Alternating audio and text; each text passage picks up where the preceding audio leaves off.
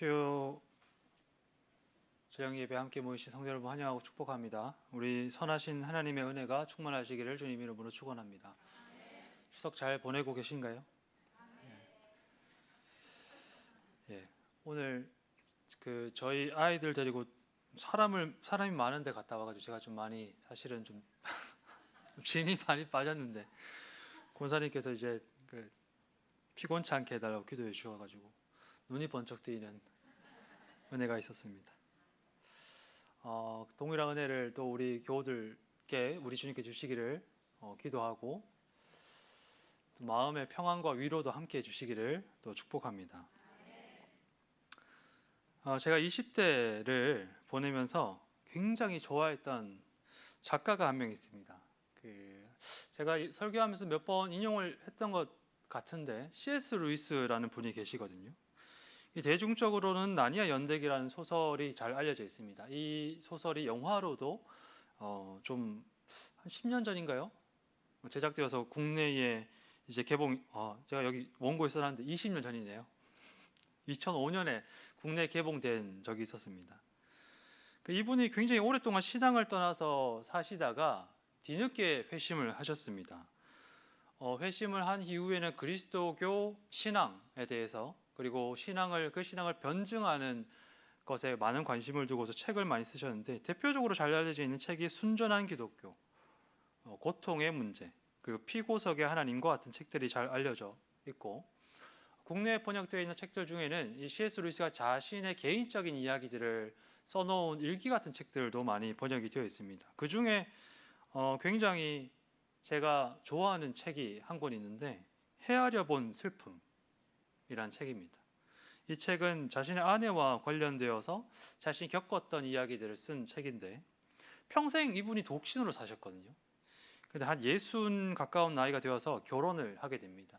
결혼을 하게 되었을 때에 이미 배우자 될 분이 골수암 판정을 받은 시기였어요.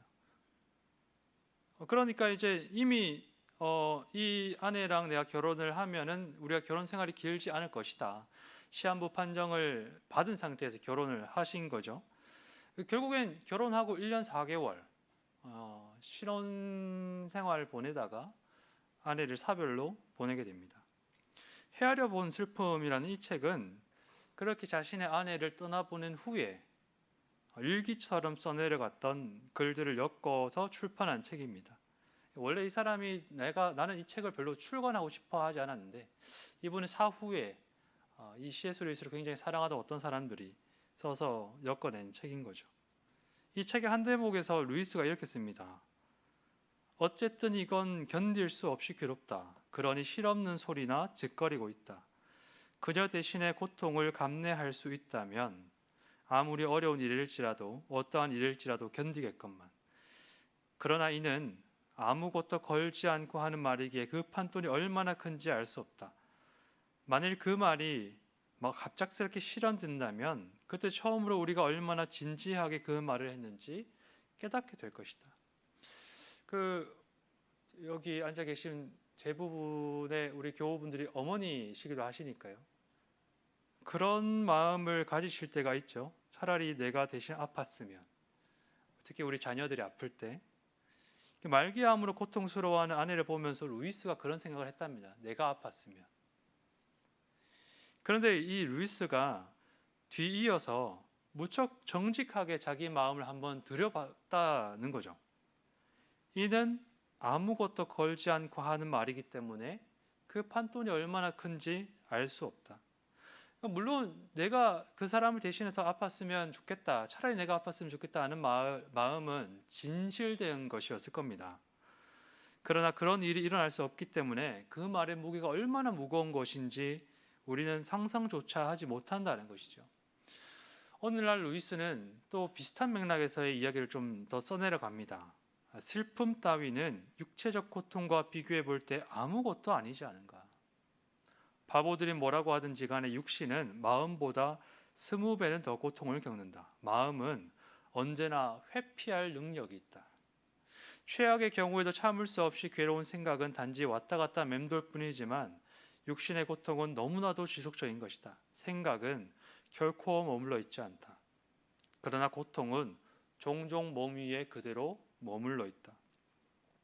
아무리 우리가 누군가의 고통을 옆에서 보면서 측은지심을 갖게 되고 또 긍휼한 마음이 든다 하더라도 이 고통 겪고 있는 당사자처럼 괴로워한다는 것은 불가능하다는 거죠. 우리는 결코 다른 사람들의 고통을 내 것처럼 여길 수가 없습니다. 아무리 예수님께서 내 이웃을 내 자신과 같이 사랑하라 말씀하시다고 해도 나의 이웃이 내가 되는 경우는 없죠. 그래서 어떤 사람들은 다른 사람들의 고통에 우리가 연대한다라고 하는 이들을 가리켜서 위선자라고 비난하기도 합니다. 자신이 겪은 고통이나 희생이 아닌데도 불구하고 아무런 피해 입지 않은 사람들이 희생자 곁에 서서 그들과 한편에 연대하는 것, 그것은 도덕적인 우월감을 누리려는 것에 불과하다고 비난하는 것이죠. 그래서 자기 몸 하나 건사하기 어려운 이 세상에서 타인의 고통에 공감하고 연대하는 이들을 가리켜서 위선과 가식에 불과하다고 손가락질하는 사람들은 이기적으로 사는 것이 오히려 더 정직하고 솔직한 인생이다라고 평가하기도 합니다. 그런데 정말 그런 것일까? 타인의 고통에 무관심하고 자기만 아는 것이 우리가 이 세상에서 살아가야 하는 길일까?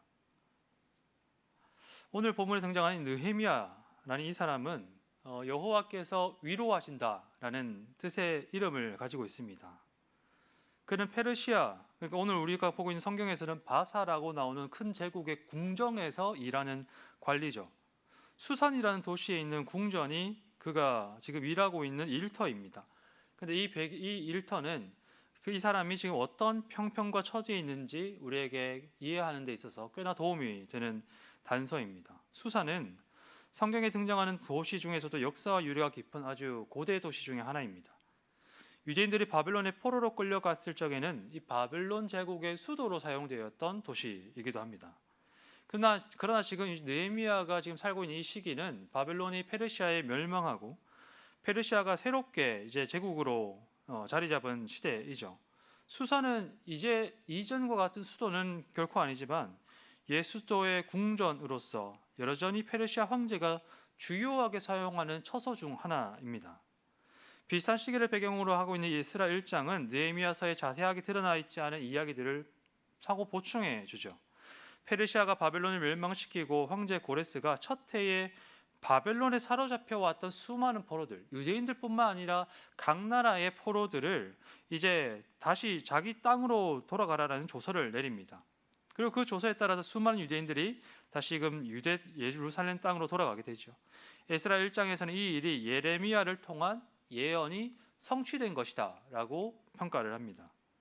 예언서 이사야 역시 비슷하게 페르시아 황제 고레스를 가리켜서 하나님께서 자기 목자로 사용한 하나님께서 기름 부은 바 된 사람이라고 이야기를 하고 있죠. 이사야 45장 1절과 4절 말씀입니다. 여호와께서 그의 기름 부음을 받은 고레스에게 이같이 말씀하시되 내가 나의 종 야곱 내가 택한 자 이스라엘을 위하여 내 이름을 불러 너는 나를 알지 못하였을지라도 내게 칭호를 주었노라. 말하자면 지금 바벨론에 사로잡혀 왔던 유대 사람들이 다시금 해방을 경험하고 예루살렘으로 귀환하게 되는 것은 그 당시 사람들이 이해할 때 이것이 하나님께서 하신 예언의 성취이다라고 이해했다는 것입니다. 그렇게 포로로 잡혀왔던 유대인들의 일부가 이제 유다 예루살렘으로 귀환하게 되죠. 대략 70년간의 포로 생활을 마친 후에. 그러나 방금 말씀드린 것처럼 모든 사람들이 예루살렘으로 돌아갔던 것은 아니었습니다. 모든 사람들이 하나님의 예언을 신실하게 성취하신 것으로 기뻐하면서 집으로 돌아가지는 않았다라는 것이죠. 오히려 이 집이라는 표현이 조금 오해를 불러일으킬 수도 있을 것 같습니다. 일부만이 돌아갔는데 일부만이 돌아간 까닭은 이미 이 페르시아 포로지, 바벨론 땅 포로지로 잡혀온 곳이 그들의 집이었기 때문이죠. 포로로 잡혀왔을 때 어린아이였던 이들이 80 노인이 되는 동안 그는 자식을 낳았습니다. 그의 자식도 자식을 낳았겠죠. 70년 포로 생활은 유대인들이 바벨론에 정착하고 밭을 일구고 장사하고 바벨론의 관직에 오르면서 그곳에 자신들의 삶을 만들어가는 시간이었습니다.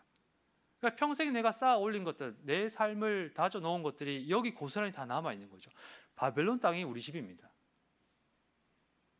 근데 그것들 다 뒤로하고 황폐한 예루살렘으로 돌아가서 다시 시작하는 것이 결코 쉬운 선택은 아니었을 겁니다.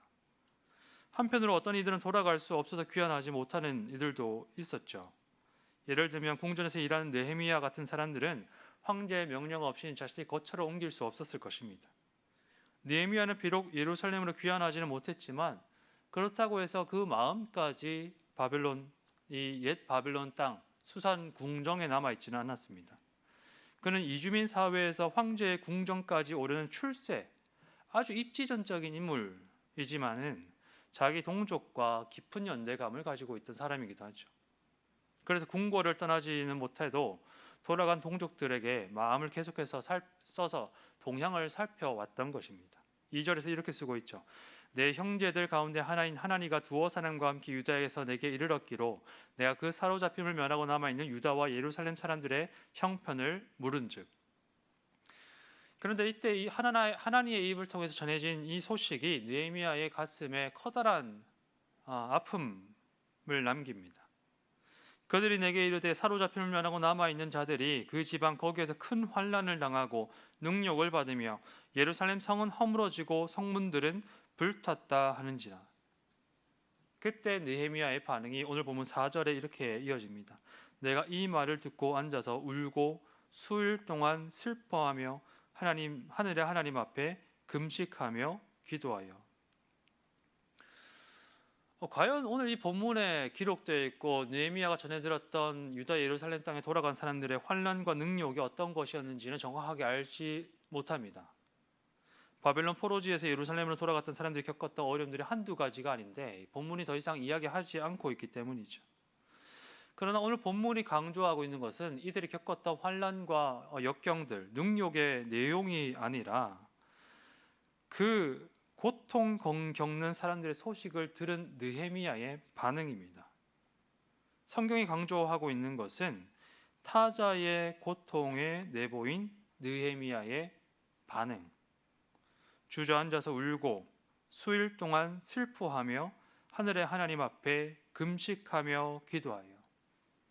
본문은 느헤미야의 행동을 4가지로 설명을 합니다. 느헤미야가 타자의 고통에, 이웃의 고통에 굉장히 슬퍼하더라는 것이죠. 이어지는 그의 기도를 조금 더 읽어보겠습니다. 6절 이하 말씀입니다.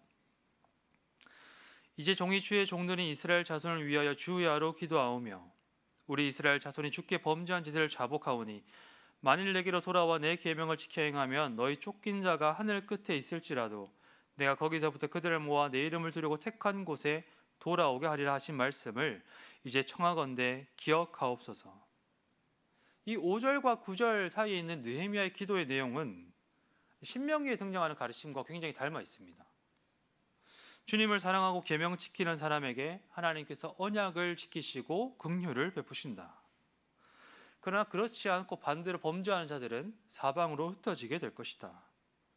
여기 반영되어 있는 믿음은 신명기가 이야기하고 가르쳐왔던 것과 굉장히 유사하죠. 뿐만 아니라 느헤미야는 유다 예루살렘으로 돌아갔던 주민들이 겪고 있는 고통, 이 느헤미야의 슬픔이 과거 옛 예언자들이 선포했던 바로 그 죄의 결과이다 라는 것을 잘 알고 있습니다. 6절과 7절이 그 이야기를 하고 있죠. 나와 내 아버지의 집이 범죄하여 주의 종 모세에게 명령하신 계명과 율례와 규례를 지키지 아니하였나이다. 그런데 우리가 여기서 조금 더 깊이 살펴보아야 할 것, 그리고 우리가 읽어왔던 성경의 수많은 내용들을 다시 한번 더 상기시켜 봐야 할 것은 느헤미야가 지금 기도하고 현실을 이해하고 있는 이 방식이, 특히 신명기를 통해서 자신의 현실을 이해하는 이 방식이 굉장히 오래된 가르침이자 예언자들을 통해서 바벨론 포로들에게 다시금 상기된 내용이긴 하지만 이 시기에 우리가 겪고 있는 이 환난을 이해하는 방식이 이것 하나만 있었던 것은 아니라는 것이죠. 이미 느헤미야 시대에는 또 다른 해석이 주어져 있었습니다. 느헤미야보다 앞서서 바빌론 포로 중에 있었던 예언자 에스겔은 이렇게 선포하고 있죠. 에스겔서 18장 말씀입니다. 너희가 어찌하여 속담을 써서 아버지가 신포도를 먹었으니 그의 아들의 이가 시다고 하느냐. 너희는 아들이 자기 아버지의 죄를 담당하지 아니하겠느냐 말하는구나. 그러나 아들은 아버지의 죄악을 담당하지 않을 것이요 아버지는 아들의 죄악을 담당하지 않을 것이다. 의인의 공의도 자기에게로 돌아가고 악인의 악도 자기에게로 돌아가리라. 우리가 몇 달 전에 에스겔서 본문으로 새벽기도를 같이 나눴는데 에스겔의 관심은 그것입니다. 하나님께서 예루살렘을 영원히 지킨다고 약속하셨는데 어째서 우리가 약속의 땅을 잃게 되었는가? 이 질문을 하는 수많은 이 바벨론 유랑민들, 포로로 잡혀온 사람들, 그 사람들의 물음, 의문, 이 회의에 관하여서 수많은 예언자들이 신명기 가르침대로 대답을 해왔습니다. 우리들뿐만 아니라 우리 아버지들의 죄가 너무 커서, 우리 조상들의 죄가 너무 커서 그것들 다 덮을 수 없어서 아들들이 우리가 당하는 것이다. 때문에 마음을 새롭게 하고 회개해야 한다. 그런데 그 예언자들이 이 말씀들을 선포했을 때의 의도와 다르게 이 바벨론으로 포로로 잡혀왔던 사람들은 이렇게 행동했다는 거죠.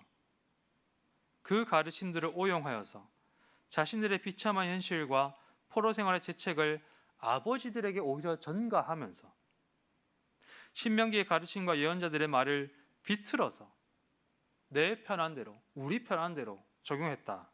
그래서 오히려 악과 불의에 힘껏 달려가더라. 동족을 착취하고 작은 권력이라도 갖게 되면 다른 사람들의 것들을 빼앗는데 사용하는 바벨론 포로민들, 그 바벨론 포로민들, 바벨론의 아들들에게 에스겔이 이렇게 이야기했던 겁니다. 아들은 아버지의 죄악을 담당하지 않을 것이요 아버지는 아들의 죄악을 담당하지 않을 것이다. 각 사람은 자신의 의대로 또 자신의 악대로 갚음을 당할 것이다. 에스겔이 이 말씀을 선포한 이후에 특히 바벨론 포로지에 잡혀왔던 이 사람들은, 이 각 사람들은 이제 자기 죄를 자기가 감당해야 되는 형편에 처하게 됩니다. 자기의 죄에 더해서 자기의 회개가 필요한 것이지요. 그런데 느헤미야가 여기서 한 발걸음 더 나아간 겁니다. 엄밀하게 말하자면 지금 유다 예루살렘에 돌아간 사람들의 고통을 죄의 결과라고 이해한다면 느헤미야의 표현대로 내 아버지의 집에 범죄한 까닭이 되겠죠. 그러나 느헤미야는 이 신명기의 가르침도 또한 에스겔의 가르침도 끌어안으면서 결코 느헤미야 자신의 죄책이 아님에도 불구하고 스스로 그것을 자기 죄책으로 끌어안는 것입니다. 6절 끝부분을 히브리어 원문을 참고해 다시 읽어보면 이렇게 옮겨볼 수가 있습니다. 주님께 이스라엘 자손들의 죄, 곧 당신께 저지른 우리의 죄를 나와 내 아버지 그리고 우리의 죄를 고백합니다. 느헤미야의 죄가 아닙니다. 유다 예루살렘 땅으로 돌아간 사람들의 고통은 느헤미야의 고통도 아니고 느헤미야의 죄 때문도 아닙니다. 각 사람이 자신의 죄를 담당하게 되겠죠. 그런데 느헤미야는 그들의 결과를, 그들의 고통을 우리의 죄 때문이라고 끌어안습니다. 다른 이들의 고통을 보면서 이것은 내 탓이요. 느헤미야는 저 멀리 떨어진 형제들을 보면서, 그들의 고통을 보면서 이것이 내 탓이요, 내 죄 때문이요, 그렇게 끌어안고 하나님께 그들을 대신해서 기도하는 것이죠. 이것을 우리가 무엇이라고 이야기할 수 있을까요?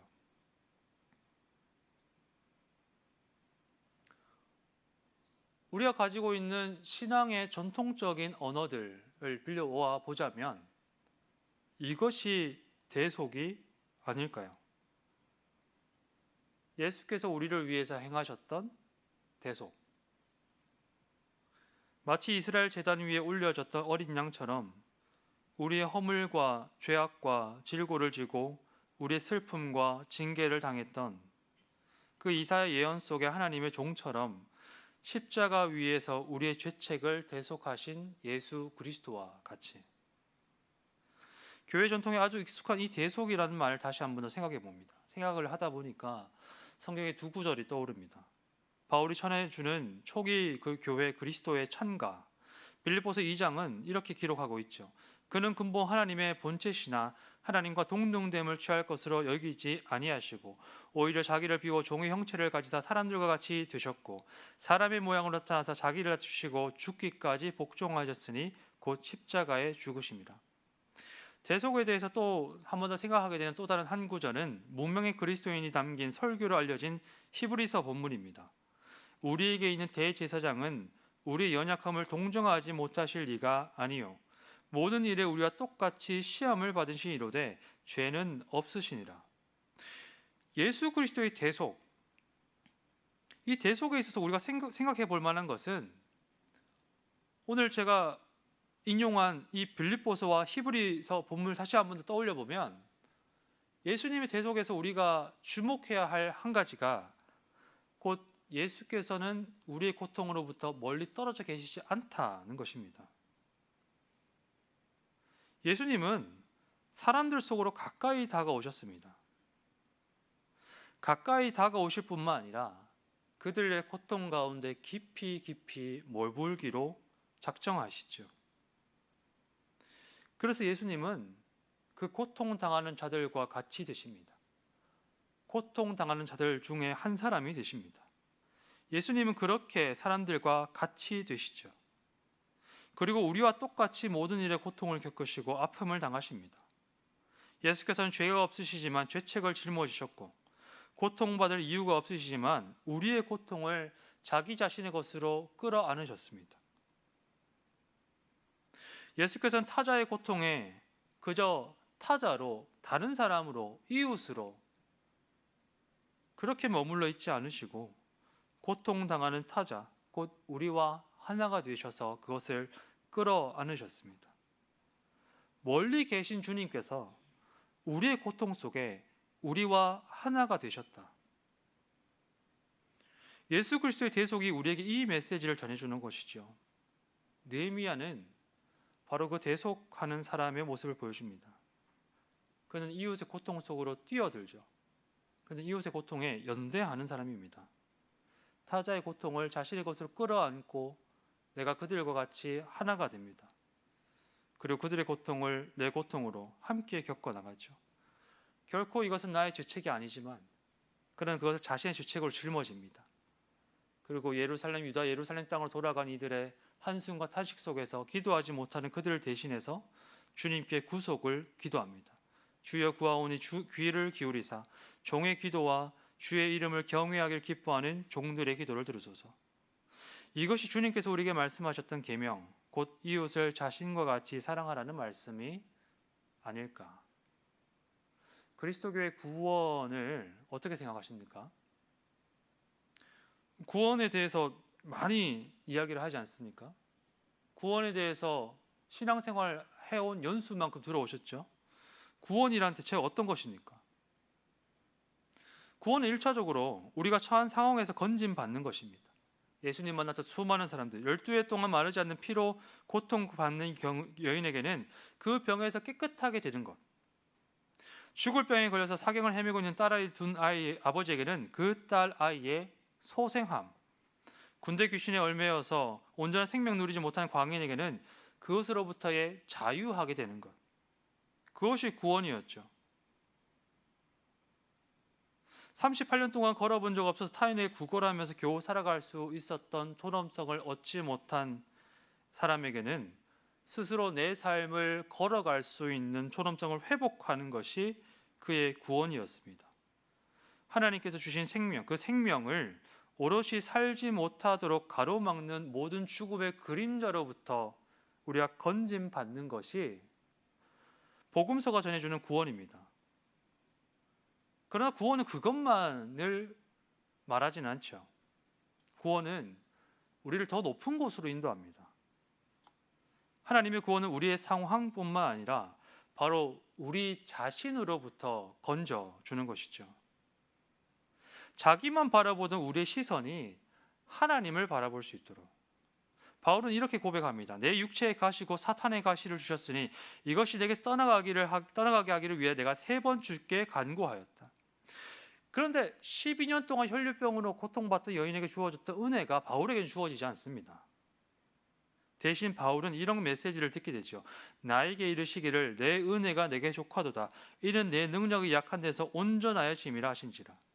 그 후에 바울이 내뱉는 고백, 이것이 우리 모두의 고백이 되었으면 좋겠습니다. 그러므로 도리어 크게 기뻐함으로 나의 여러 약한 것들에 대하여 자랑하리니. 바울의 육체의 가시가 무엇이었는지 정확하게 알 수는 없습니다. 그러나 그것이 굉장한 고통이었다는 것은 분명해 보입니다. 왜냐하면 바울이 오늘 여기서 3번 간구했다고 이야기하고 있기 때문이죠. 성경에서 흔히 숫자 3은 완전함을 뜻합니다. 정말 간절하게 할 수 있는 한을 다해서 그가 다 기도했다는 말이죠. 그럼에도 불구하고 그는 치유받지 못합니다. 그러나 그는 더 이상 그 말씀을 들은 후에 죽음과도 같은 육체의 가시에 얽매이지 않습니다. 그는 자기 처지로부터 온전히 자유하게 되고 도리어 자기 약함을 이제부터는 기뻐하게 되죠. 바울은 더 이상 자기에게 얽매이지 않습니다. 바울은 이제 하나님의 은혜와 부르심을 향해 더 힘있게 달려가는 사람이 되는 것이죠. 하나님께서 우리 문제를 분명히 해결하실 수 있습니다. 그걸 해결하실 수 없으면 하나님이 아니시겠죠. 그러나 하나님의 구원은 우리로 하여금 우리 문제를 넘어서게 합니다. 하나님의 구원은 우리가 우리 자신만을 자기 자신의 관심으로 문제로 삼는 것에서 벗어나서 하나님의 지경에 이르게 합니다. 만일 우리가 구원이 하나님의 형상을 회복하는 것, 또한 예수 그리스도와 같이 온전한 사람 되는 것이라고 이야기할 수 있다면, 우리가 예수 그리스도의 십자가와 그 대속을 생각할 때 구원이란 우리 자신에게서 벗어나서 타자의 고통 속으로 부르시는 하나님의 소명이라고도 이야기할 수 있을 겁니다. 그리스도께서 자기를 벗어 던지고 우리와 하나 되셨던 것처럼 느헤미야가 자기 형제와 자매와 이웃과 동족의 죄를, 그 고통을 자기 죄로 떠안았던 것처럼 우리가 그리스도인이 되고 예수님을 닮고 하나님의 형상을 회복하며 구원을 더욱 깊이 누린다는 것, 그것은 아마 오늘 느헤미야가 보여주는 삶과 같은 모습일 겁니다. 우리가 자기 자신으로부터는 더욱 자유로워지고 하나님과 이웃에게는 더욱 가까이 나아가게 되는 것, 가까이 나아갈 뿐만 아니라 더욱 깊이 들어가게 되는 것. 그래서 예수께서 우리의 고통 속에서 우리와 하나가 되셨던 것처럼 우리가 타자의 고통 속에 그와 더불어 하나가 되는 것. C.S. 루이스가 고백하는 것처럼 우리가 비록 타자의 고통을 내 것으로 오롯이 경험할 수는 없을 겁니다. 때문에 더듬더듬 나 자신의 기억 속에서 비슷한 모양의 고통을 떠올려서 공감하기를 힘써야 하는 이유가 되기도 하겠죠. 그것이 하나님께서 우리를 하나님의 백성으로 부르신 까닭이자 우리를 통해 예수 그리스도의 사역을 이어가게 하신 것이 아닐까. 물론 우리가 다 그렇지는 못합니다. 우리가 정말 다 그렇다면 정말 우리 교회는 천국이 되겠죠. 예수님만 여기 계실 테니까. 물론 몇몇 분들은 예수님이시겠지만 우리 마음은 여전히 딱딱합니다. 그리고 우리 마음의 가장 큰 관심은 내 문제죠. 그리고 우리 기도는 언제나 우리 스스로 매여서 벗어나지 못한 짐들에 짓눌려 있습니다. 무엇을 먹을까, 무엇을 마실까, 무엇을 입을까 염려하지 말라. 그것은 이방인의 기도라고 말씀하시지만 우리 대부분 그런 기도로 우리의 시간을 할애하죠. 그런데 C.S. 루이스가 이토록 연약한 우리에게 한 가지 위로가 될 만한 말을 전해줍니다. 그가 썼던 순전한 기독교라는 책에 보면 주기도문을 인용하면서 이렇게 쓰고 있습니다. 조금 길긴 한데 참 천천히 한번 들어보시길 바랍니다. 주기도문의 첫 번째 문장은 하늘에 계신 우리 아버지여입니다. 이는 아주 정직하게 말해서 여러분이 지금 하나님의 아들인 척을 한다는 뜻입니다. 조잡하게 말하면 그리스도로 분장했다는 것이죠. 이렇게 말해도 괜찮다면 여러분들은 지금 가장하고 있는 것입니다.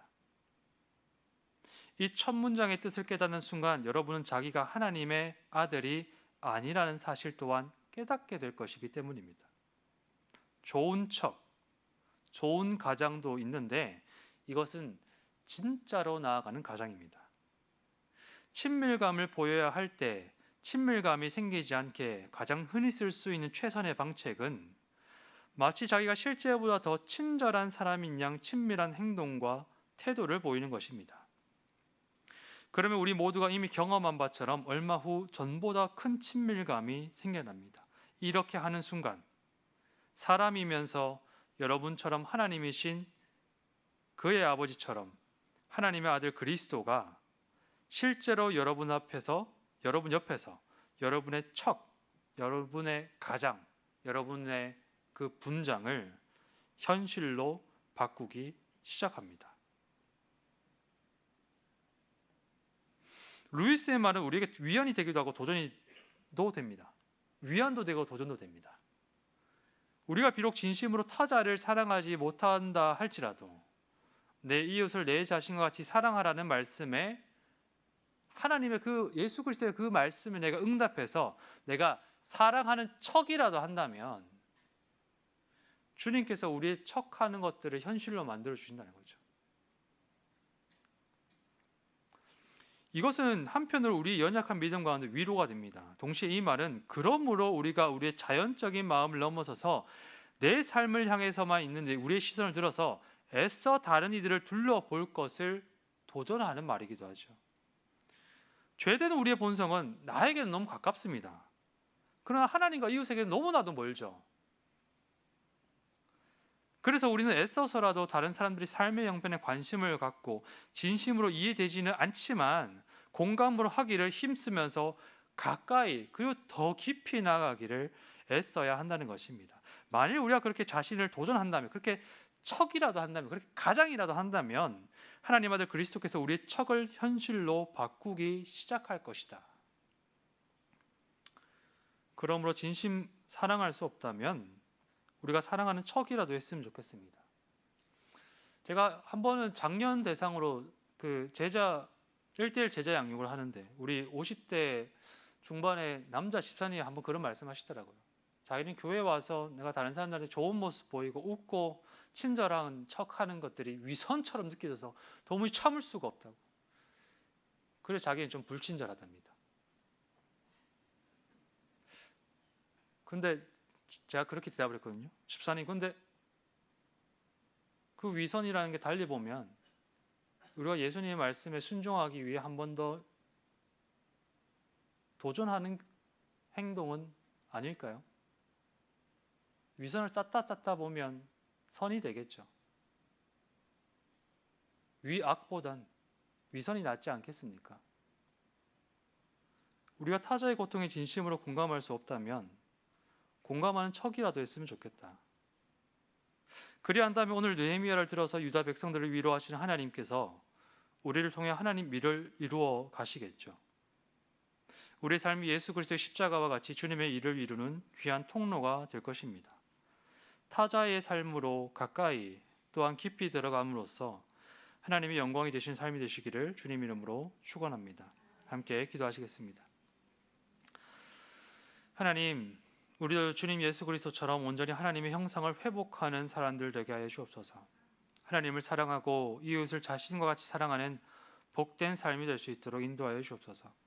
날마다 우리를 우리 자신으로부터 구원하여 주셔서 주님이 우리의 고통과 채찍을 짊어지신 것처럼 우리도 타자의 삶 속으로 가까이 또한 깊이 들어갈 수 있는 삶이 될 수 있도록 함께하여 주옵소서. 그래야 우리 삶을 통해 주님 영광 받으시기를 기도합니다. 우리의 기도를 받아주시옵소서. 예수 그리스도의 이름으로 기도드립니다. 아멘. 함께 우리 찬양하시고